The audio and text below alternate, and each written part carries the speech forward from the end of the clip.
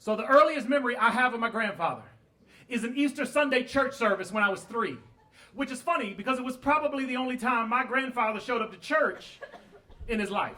And I can't remember who convinced him to come, but I remember that the service was outside.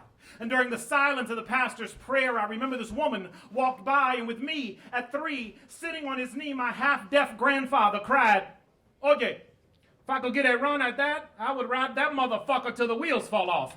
And at that moment, nobody's head was still bowed to pray. You could have heard a dime drop into the collection plate. It was like Jesus Christ himself had stopped the entire church service to ask, "Excuse me, but what the hell did you just say?" That was my grandfather. The second oldest memory I have of him is from when I was 4. He taught me to salsa step in sweat socks across my parquet floor. He taught me quick, quick, slow. Quick, quick, slow. He was a dance instructor when he was younger. He gave my brother and me a trophy he won once.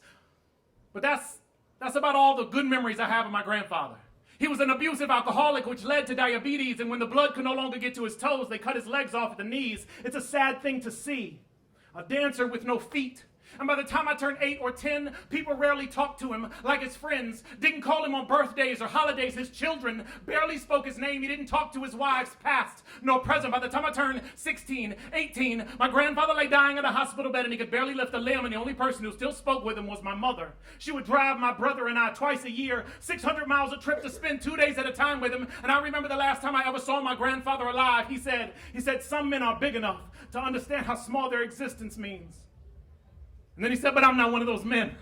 He said, "I got a lot of theories on living, but I've only learned one thing. And let me be the first to say that nobody's messed up their life more than me. But it doesn't matter how broken or battered or abused we've all become, because we are all worthy of something beautiful, something perfect, something pure. And it doesn't matter how far we've fallen or whether or not we're all brokenhearted. We all deserve to chase our own happiness until God calls us home, whether or not he caught us cursing during some Easter Sunday service. See, the only things we regret in life are the chances we're not willing to take. So when it comes to your own happiness, you let there be no room for second place, and you run after what you want until the day that they break your legs, and then you use every impulse of your energy until you no longer have the strength to lift your head. And then every morning when you wake up, you breathe, and you try not to forget what life tastes like. You try to remember the dance and know that you can still get all those steps right. And if you find one moment of happiness in this short thing we call life, you grab that moment, you hold that moment tight, and you ride that motherfucker till the wheels fall off.